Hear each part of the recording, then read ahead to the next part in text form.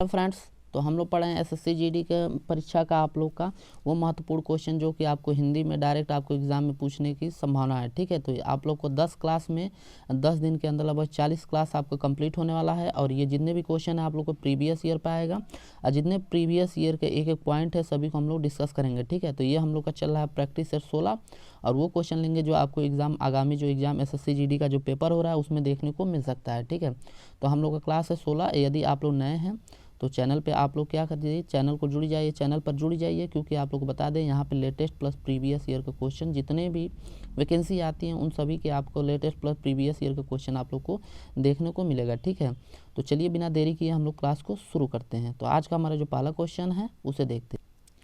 पहला क्वेश्चन है विधि का विलोम शब्द बताना है। ठीक, तो आप लोग का विधि का विलोम शब्द क्या होता है इसे बताना है। तो सबसे पहले आप लोग जान जाइए कि विधि का मतलब क्या होता है। देखिए, जब किसी क्वेश्चन को हम जब बार बार तोड़ते हैं ना तो उसका हम लोग अर्थ समझ में आता है। जब उसका अर्थ जैसे हम लोग को समझ में आ जाएगा तो उसका जो उल्टा होगा वो भी समझ में आ जाएगा लगभग। तो चलिए, विधि का मतलब होता है, ठीक है, विधि का मतलब आप लोग ऐसे कह सकते हैं कि आप लोग का विधि की यानी ही कह सकते हैं प्रणाली होता है। ठीक, प्रणाली कह सकते हैं। ठीक, यानी किसी विधि या व्यवस्था को क्या सही ढंग से आप लोग को करना। ठीक है, तो इसे हम लोग कह सकते हैं। अब देखिए, इसका विलोम शब्द जो हो जाएगा वो आपका हो जाएगा निषेध। ठीक, तो आपका पहला ऑप्शन बिल्कुल सही है। अब निषेध ये आपका क्या होता है, निषेध यानी का सही ढंग से करना होता है, तो यानी कि यहाँ पे मना करना लिख लीजिए। निषेध का मतलब होता है मना करना। ठीक, तो निषेध का मतलब होता है मना करना। अब बात कर लेते हैं संधि का विलोम शब्द। ठीक है, तो ये तो पॉइंट हो गया। अब संधि का विलोम शब्द होता है विग्रह, इसको आप लोग याद रखेंगे। और देखिए, विधान का विलोम शब्द होता है, देखिए विधान हो गया तो यहाँ पे आप लोग लगा देंगे और यदि लगा देंगे तो आपका विलोम शब्द हो जाएगा, तो यहाँ पे हो जाएगा अविधान। विधान का विलोम शब्द हो जाएगा अविधान। अब बात कर लेते हैं विधाता। तो विधाता का आप लोग विलोम शब्द कह सकते हैं संहारकर्ता। ये आपका विधाता का विलोम शब्द हो जाएगा आप लोग का संहारकर्ता। अब चलिए हम लोग नेक्स्ट क्वेश्चन की तरफ चलते हैं।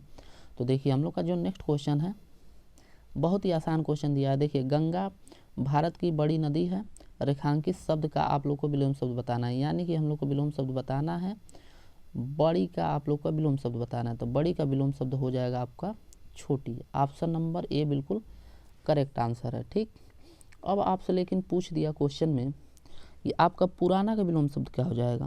तो पुराना का यानी कि सेकंड वाला ऑप्शन देखिए, तो पुरानी का विलोम शब्द हो जाएगी आप लोग का नई हो जाएगी। ठीक, विशाल का विलोम शब्द यदि पूछ दिया तो आप लोगों का कह सकते हैं विशाल का मतलब होता है बड़ा और लघु का मतलब हो जाएगा आपका छोटा। ठीक है, गहरा का मतलब हो जाता है, गहरा का मतलब खाई गड्ढा। ठीक है, तो इसका मतलब हो जाएगा उभरा यानी कि उथला कह सकते हैं। इसका विलोम शब्द हो जाएगा उथला हो जाएगा। ठीक है, उथली कह सकते हैं, गहरी है तो उथली हो जाएगा। ठीक, तो ऐसे ही हम लोग पॉइंट को समझते रहेंगे। ठीक, अब बात कर लेते हैं नेक्स्ट क्वेश्चन का। देखिए, नेक्स्ट क्वेश्चन आप लोगों को दिया है मुख का विलोम शब्द क्या होगा। तो देखिए, मुख का विलोम शब्द बताना है। तो मुख का मतलब क्या होता है, देखिए मुख का मतलब होता है जो बहुत कम बोलता है, अर्थात जो गूंगा व्यक्ति होते हैं उसे आप लोग क्या कह सकते हैं, गूंगा होना इसे कह सकते हैं। जो गूंगा व्यक्ति होता है उसे कहते हैं मुख कहते हैं। ठीक है, तो जो गूंगा होता है उसे हम लोग कहते हैं मुख। ठीक, अब देखिए, मुख का मतलब होता है जो गूंगा होता है, लेकिन आप लोग का वाचाल जो होता है जो बहुत अधिक बोलता है उसे हम लोग कहते हैं क्या, वाचाल। ठीक है, जो अधिक बोलता हो, अधिक बोलता है उसे हम लोग कहते हैं वाचाल कहते हैं। अब कुछ पॉइंट इसमें और नोट कर लेते हैं।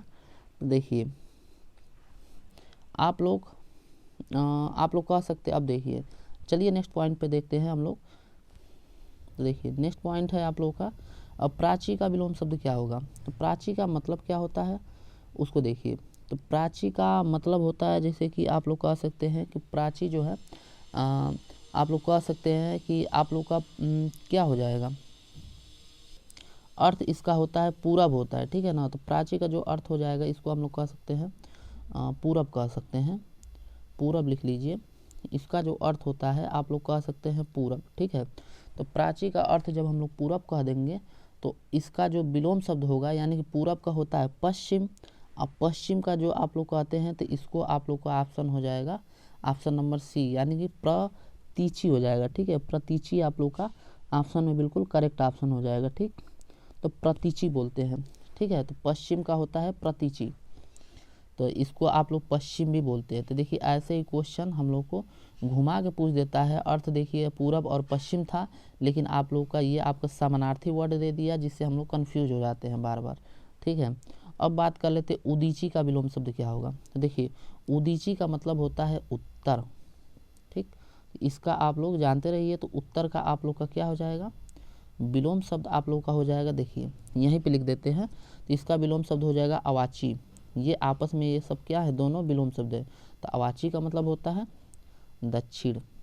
ठीक है, तो दक्षिण, उत्तर और दक्षिण आप लोग जानते रहिएगा। उदीची और अवाची, अवाची का मतलब होता है दक्षिण और उदीची का मतलब होता है उत्तर। ठीक है, ऊ से उत्तर और अवाची इसको दक्षिण याद कर लीजिएगा, अवाची है। ठीक, अब चलिए हम लोग नेक्स्ट यहाँ पे देखिए प्रतीची हो गया। इंद्री का मतलब क्या होता है, इसे हम लोग समझ लेते हैं। तो इंद्री जो होती है, देखिए इंद्री उन्हें कहते हैं जो इंद्र की जो पत्नी थी उन्हें ही कहा जाता है इंद्री। तो इंद्र की जो पत्नी थी, इंद्र की पत्नी को क्या कहा जाता था, इंद्री बोला जाता। ठीक है, तो इंद्र की पत्नी को आप लोग को बोला जाता है इंद्री। तो इसका जो विलोम शब्द हो जाएगा, आप इसका विलोम शब्द तो कोई, ये तो सामान्य भाषा है, आप लोग इसका कोई विलोम होगा ही नहीं। ठीक है, अब इंद्र की पत्नी को हम लोग क्या बोलेंगे, इसका कौन सा विलोम हो सकता है। तो ये आप लोग का ऑप्शन, बस उसको समझते रहिए। ठीक, अब चलिए हम लोग नेक्स्ट क्वेश्चन पे चलते हैं। तो देखिए नेक्स्ट क्वेश्चन जो आपको दिया है, इनमें से कौन सा विलोम युग्म सही नहीं है।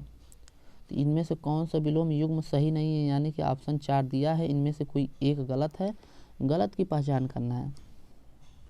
तो देखिए इसका जो, देखिए ये जो दिया है ऑप्शन नंबर 4, ये ऑप्शन में गलत दिया है। तो ऐतिहासिक का विलोम शब्द होता है, देखिए यहाँ पे लिखा है विलोम शब्द ऐतिहासिक का विलोम शब्द यहाँ पे ऐतिहासिक लिखा है, क्योंकि ये बिल्कुल गलत लिखा है। ठीक है, तो ऐतिहासिक का विलोम शब्द जो होता है आप लोग कह सकते हैं अनैतिहासिक।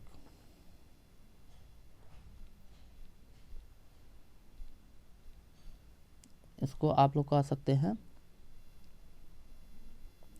अनैतिहासिक। ठीक है, तो आगे जब हम लगा देंगे और, तो ये हम लोग का उपसर्ग लगा देंगे, तो आप लोग का एंटोनिम्स यानी कि विलोम शब्द हो जाएगा। ठीक, तो इसका हम लोग बना लेंगे अनैतिहासिक। अब ऐतिहासिक का मतलब क्या होता है, जो इतिहास का जो जानकार हो, इतिहास से जो संबंध रखने वाला हो। ठीक है, उसे ही कहते हैं आप लोग ऐतिहासिक बोलते हैं। ठीक है, अनैतिहासिक मतलब जिसका कोई लेन देन नहीं हो, इतिहास के विरुद्ध हो यानी कि। ठीक है, तो इतना पॉइंट आप लोग याद रखेंगे। और ठीक, अब इसका जो विलोम उत्तम का उधम होता है, उष्मा का शीतलता होता है, और उधम का आपका विनय होता है।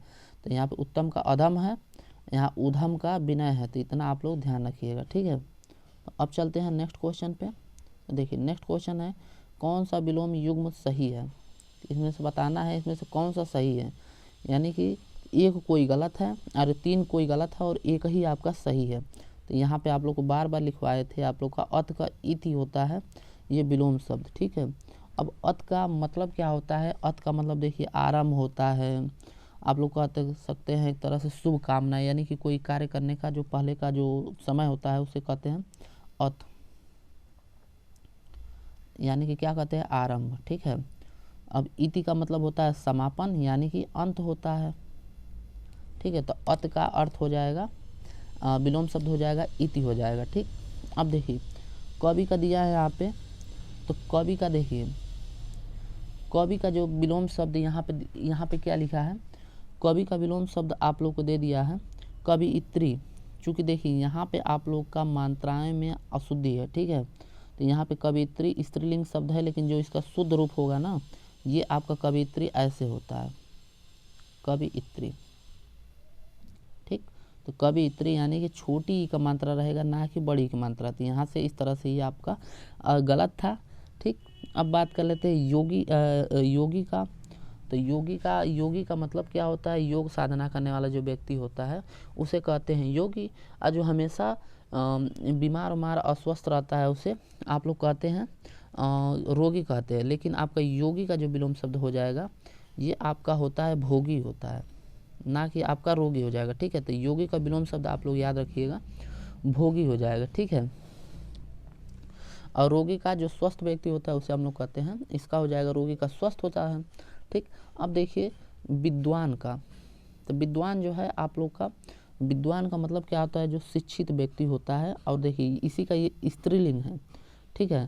तो इस विद्वान का स्त्रीलिंग होता है विदुषी, ठीक है। तो विद्वान का लेकिन विलोम शब्द आप लोग पूछ देगा तो आप लोग बनाएंगे मूर्ख बताएंगे, ठीक है। विद्वान का मूर्ख होता है और इसका स्त्रीलिंग यहाँ पे दे दिया है, तो विद्वान का स्त्रीलिंग होता है विदुषी, लेकिन विद्वान का जो विलोम होता है वो आप लोग का मूर्ख होता है, ठीक। इतना पॉइंट आप लोग जानते रहेंगे, ठीक है। अब चलिए हम लोग नेक्स्ट क्वेश्चन की तरफ चलते हैं।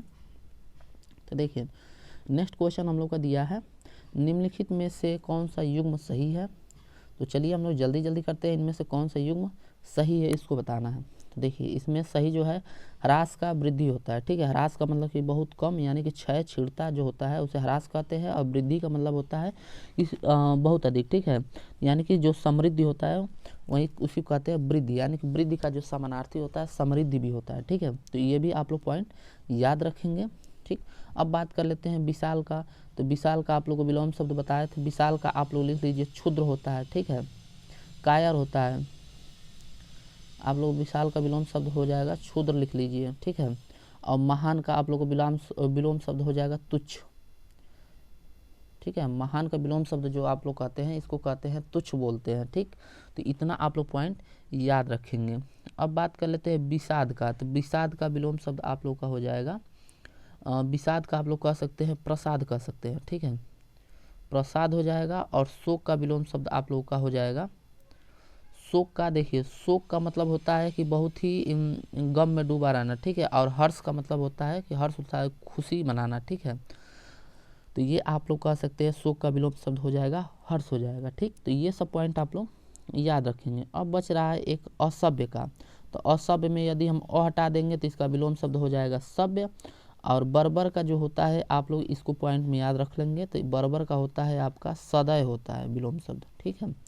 तो ये भी इतना पॉइंट आप लोग याद रखेंगे, ठीक है। यदि आप लोग और लिखना चाहते हैं तो हम कहिए तो लिखवा दें। तो देखिए कुछ 1 पॉइंट 2 पॉइंट और लिख लीजिए। जैसे आपका बुद्धिमान दे दिया तो बुद्धिमान का मूर्ख होता है। अधम दे दिया तो अधम का उत्तम होता है, ठीक है। अभी पीछे लिखवाए थे और ये सब आप लोग के एग्जाम में पूछा हुआ है, ठीक है।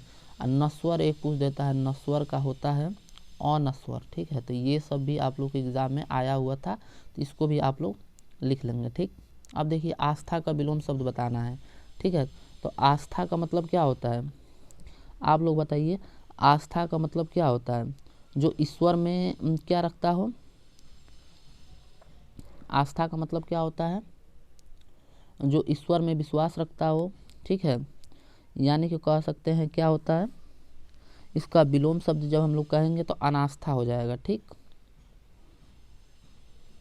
यानी कि इसका हो जाएगा विलोम शब्द अनास्था, जो आप लोग का ईश्वर में विश्वास नहीं रखता हो, ऐसे भी हम लोग कह सकते हैं, ठीक है। तो अब चलिए हम लोग नेक्स्ट पॉइंट पे चलते हैं। तो देखिए नेक्स्ट पॉइंट है जो अविश्वास। तो अविश्वास का विलोम शब्द हो जाएगा आपका विश्वास, इसका तो ये सही हो जाएगा। और इसका जो विलोम शब्द होता है अविश्वास का, विश्वास कह सकते हैं, विश्वास, ठीक है। और आस्था जो है धर्म से रिलेटेड है और अनास्था जो है अधर्म से रिलेटेड है, ठीक है। और यहाँ पे है यहाँ पे क्या लिखा है, वैमनस्यता। वैमनस्यता तो दोस्तों इसको तो हमें नहीं पता है क्योंकि हम पहली बार खुद सुन रहे हैं, ठीक है। तो ये हमें ये पॉइंट नहीं पता है, चलिए हम अगले क्लास में इसको डिस्कस कर देंगे। अब ये होता है परमार्थ। तो परमार्थ का देखिए परमार्थ का होता है स्वार्थ होता है, ठीक है। तो इतना पॉइंट इसे भी याद रखिएगा। तो परमार्थ का विलोम शब्द होता है स्वार्थ, ठीक। अब चलिए हम लोग नेक्स्ट क्वेश्चन की तरफ चलते हैं। नेक्स्ट क्वेश्चन दिया अचेतन। तो अचेतन का विलोम शब्द क्या होता है, तो अचेतन का मतलब होता है जिसमें कोई जान ना हो, अर्थात हम लोग कह सकते हैं अचेतन का मतलब निर्जीव, ठीक है। जिसमें कोई जान नहीं होता उसे हम लोग क्या कह सकते हैं, निर्जीव कहते हैं। तो इसका हो जाएगा चेतन, विलोम शब्द इसका हो जाएगा चेतन, यानी कि जिसमें जीव हो, जीवन हो, आत्मा हो, ठीक है। तो उसे हम लोग क्या कहते हैं, चेतन, ठीक। तो आप लोग इतना पॉइंट आप लोग जानते रहिए। और निम्न का यदि विलोम शब्द आप लोग कह देंगे तो निम्न का आप लोग का होता है उच्च, ठीक है। प्रसन्न का होता है दुखी और अक्षम का होता है सक्षम, ठीक है। सक्षम, अक्षम का होता है सक्षम। तो ये भी आप लोग पॉइंट याद रखने की ज़रूरत है। अब चलिए हम लोग लास्ट क्वेश्चन की तरफ चलते हैं।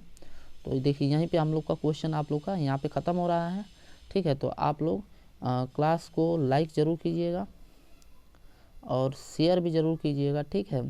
और पसंद आया तो आप लोग क्या कीजिएगा, चैनल को सब्सक्राइब भी कर लीजिएगा, ठीक है। ये वो क्वेश्चन थे जो आपको एग्ज़ाम में बार बार पूछे जाते हैं, तो आप लोग इस क्वेश्चन को ज़रूर देख के जाएंगे, ठीक है। आप लोग को एग्ज़ाम में ज़्यादा से ज़्यादा आने की संभावना है। आप लोग जितने प्रीवियस ईयर का क्वेश्चन जितने भी हम पिछले क्लास में किए हैं उसको देखिए, और जो शिफ्ट 1 में SSC GD का आया हुआ है पेपर, आप लोग देखिए वहाँ से कितने क्वेश्चन हमारे फंस गए हैं डायरेक्ट, ठीक है। तो ये पूरा पेपर का हम एनालिसिस कराते हैं, एक एक पॉइंट को इसीलिए कराते हैं। हम बार बार कहते हैं कि आप लोग कोई भी पेपर लगाए करिए तो उसको क्वेश्चन पे, उसका क्वेश्चन का जो आंसर होगा, जो आंसर का भी जो क्वेश्चन क्या क्या बन सकता है उसको भी एनालिसिस करेंगे, तो वो आपको ज़्यादा बेनिफिट मिलता है, ठीक है। तो चलिए आज के लिए इतना ही, मिलते हैं नेक्स्ट क्लास में। तब तक के लिए दोस्तों धन्यवाद।